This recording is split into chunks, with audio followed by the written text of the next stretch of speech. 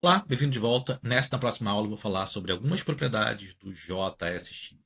Bom, como já vimos, JSX é um acrônimo para JavaScript, XML, XML Extension Markup Language. XML é um conjunto de regras um pouco mais gerais para fazer marcações.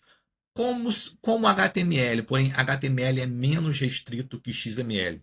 HTML é feito para marcar tags de páginas web. XML é feito para marcações em geral. Então é basicamente um conjunto de regras para marcações. E o JSX segue esse conjunto de regras. E a principal eu vou falar daqui a pouco. Bom, JSX precisa ser transformado para JavaScript. A gente vê que a gente pode fazer isso no navegador, utilizando o Babel no navegador, mas isso não é o correto. Geralmente a gente faz o pré-processamento, que eu vou falar mais também. A gente transforma de JSX para JavaScript antes de enviar para o navegador e enviar apenas JavaScript para o navegador. E isso é feito utilizando o Babel, ESBuild ou algum outro transpilador. Porém, o Babel e ESBuild são os mais utilizados atualmente, porque isso muda muito rápido. Bom, vamos às regras de JSX. Primeiro, JSX pode ter apenas um único elemento pai. Quando eu digo pai, é pai de todos. O pai de todos é único, porém ele pode ter inúmeros elementos filhos, e aí um filho pode ter outros inúmeros elementos filhos, e um neto pode ter outros inúmeros elementos filhos, mas pai de todos, apenas um. Vamos ver por que isso aqui utilizando o Babel Online vai ficar claro.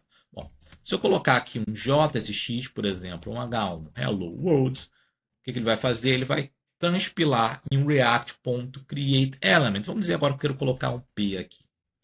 Veja que não faz sentido, não tem como. O que ele vai fazer?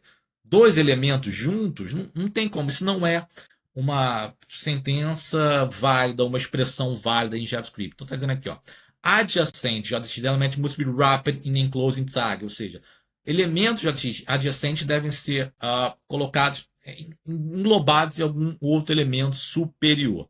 Então, como é que eu resolvo esse problema? A forma mais fácil de fazer isso é englobar em um div, por exemplo. E aí vai fazer sentido porque eu tenho um React with Element div e dentro dele aí ele pode ter quantos filhos quiser. Ele tem dois filhos, um H1 e um P. Então, isso é uma forma válida de resolver esse problema. A gente pode também usar fragmentos React, que eu vou falar mais para frente.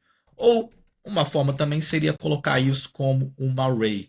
Agora sim, é uma expressão perfeitamente válida. O que eu tenho agora?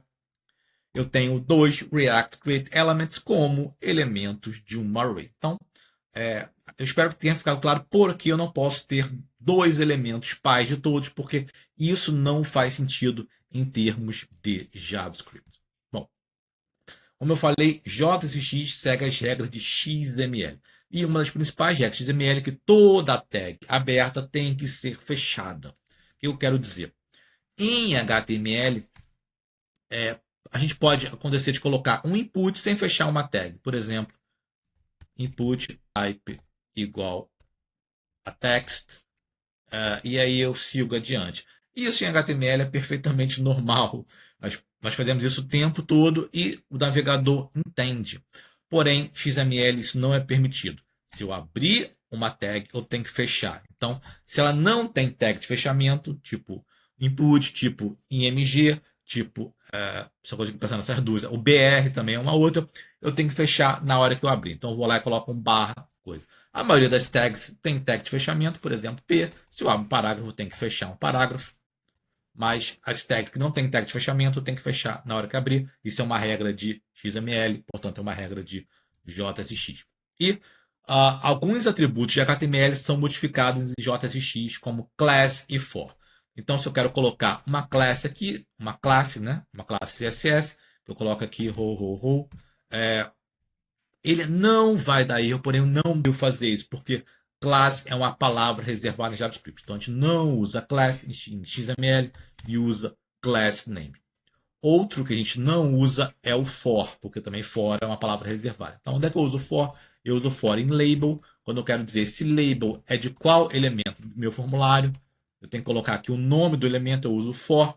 Em JSX a gente não usa for, usa ao contrário for name. Então, de class vira class name, for vira for name. E na próxima aula eu vou falar sobre mais uma propriedade de JSX.